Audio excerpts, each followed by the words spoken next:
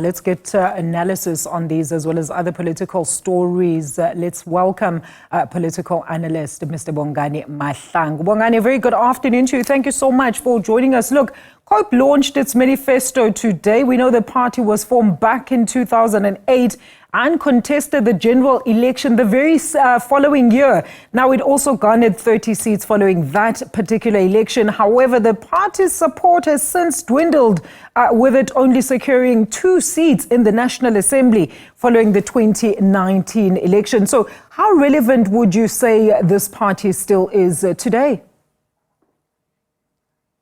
Greetings to you and greetings to the viewers and listeners at home. As far as relevance is concerned, I would say that COPE is no longer relevant. I mean, from the statistics that you gave, when COPE first contested elections in 2009, they generated about 1.3 million votes, which translated to the 30 seats you spoke about.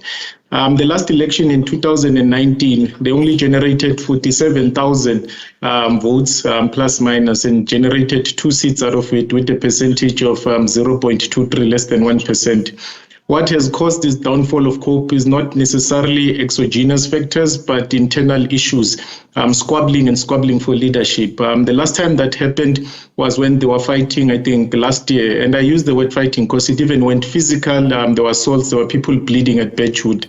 And what caused that, again, was leadership-related issues. Why? It emanated in a city of Ekurhuleni, where there was a removal of a councillor, Nzipho Kalipa, who was MMC in the coalition formation led by the DA at the time, because a individual, which was Tom Mofokeng, wanted to enter that space and wanted Nzipho Kalipa to exit the space, because what COPE did in 2021 local government elections is that they went out and got what I would say were competent individuals that they would put on their list to form part of councils, especially in Gauteng. That's where you got your Colleen Makubele from Makubela. That's where you got your Nzipho Kalipa from. And there was no expectation that they would actually generate something. Neither was the expectation that they would form part of the executive or lead any legislation by means of a speaker of council. And when that happened, then there were those people like Tom Mofokeng who felt that, but we have been around here for long, and now we are seeing COPE in executive leadership, MMC infrastructure. We want that, we want those privileges as well.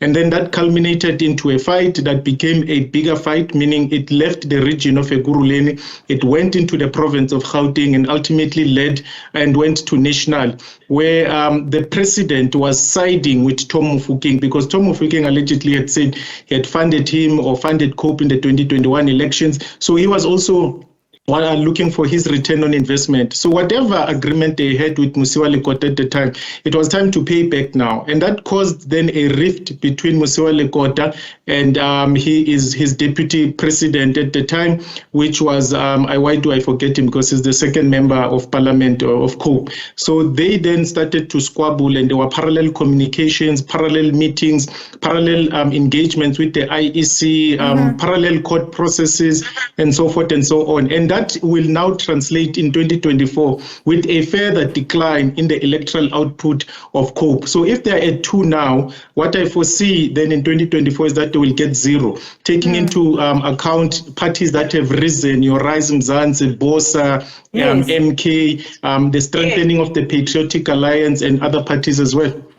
Look, Bongani, just exactly on that point. I mean, I wanted to say to you, with the introduction of the smaller parties, like you've just mentioned, as well as the mixture of independent candidates all contesting for this year's national polls, what are the chances of COPE actually making it all the way to the National Assembly benches? Do you foresee any of the new parties, as well as current breakaway parties, also suffering a similar fate in a couple of years to come?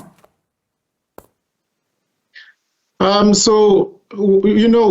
think the best example would be how the EFF handled their formation of the party as a breakaway part of the ANC. So there was iron discipline, one central command, little favors to offer people. So there was little patronage, and even that patronage comes from a central location.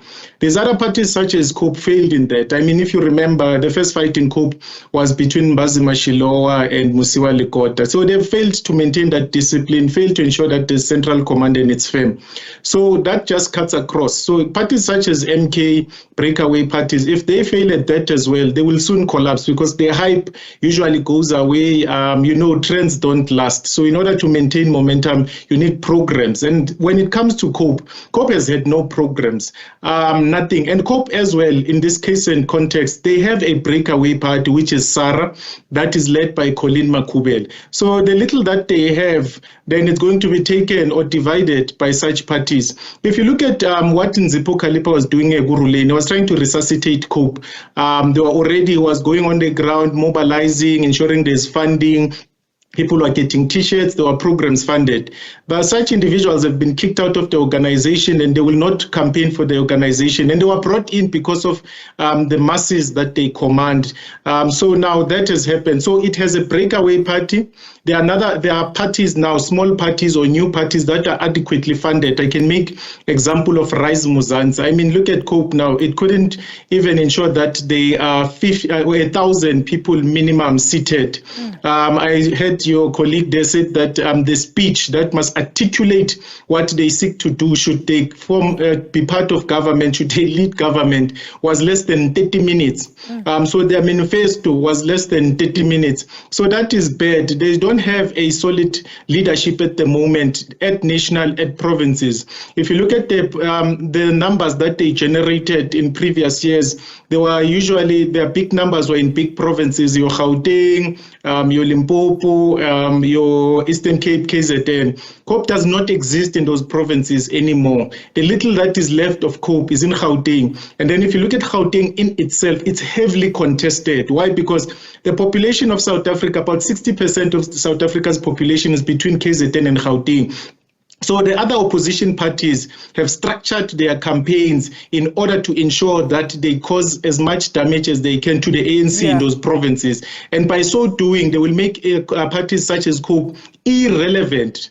And we have seen the irrelevance by their failure to ensure that a tent is populated, even though you cannot say that even if it was full, it means anything, because we have seen a big organization filling up stadiums, but that does not translate to an improvement in electoral participation. But this propaganda, these aesthetics, they do send a certain message that your organization is there, it's alive, it's healthy. And COPE failed that test to ensure that it demonstrates a healthy organization to the public and potential voters. All right, a very quick one, looking away from that manifesto, Bongani, and we are almost out of time. Look, the former speaker, Nosiviwe Mapisa-Nqagula, appeared in court. She urged that she's an elderly person. She raised concerns about the poor conditions in prison, stating they were unsafe and incapable of rehabilitating offenders. So now this coming from a very senior leader of government, from defense as well. What does it say about the current state then of our correctional services? And should we as civil society just dismiss the connotation of such utterances by those who are supposed to have an unwavering belief in the systems that they've put in place? All right.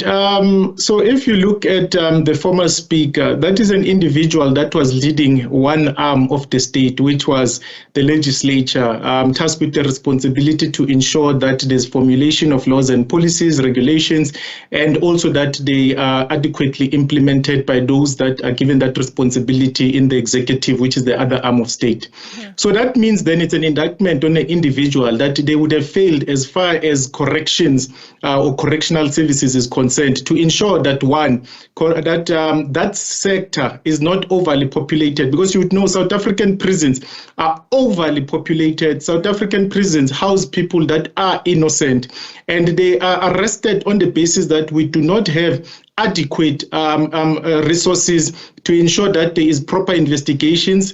We don't have resources or adequate resources to ensure that DNA is processed in time, to ensure that we have police personnel that are equal to the ratio of the country. So now that becomes the SAPS, of which also accounts to the legislature by and large, or directly, indirectly accounts to the portfolio committee, which accounts to the speaker.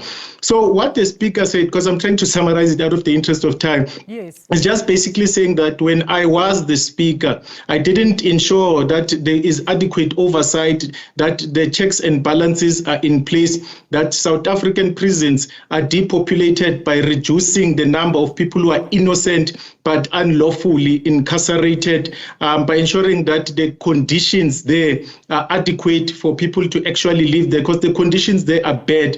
You find a cell that must house about 10 people, houses about 100 people. So it's only now that there is this realization, because the speaker or former speaker is facing those prison cells, of which it's unfortunate. So we hope that those that will come into power in the 7th administration, they pay attention to the prison system in the country, to the SAPS in the country, to ensure that one day, should they get arrested, they do not face the same conditions, but the speaker must go and experience those conditions. All right, Bongani, thank you so much for that analysis.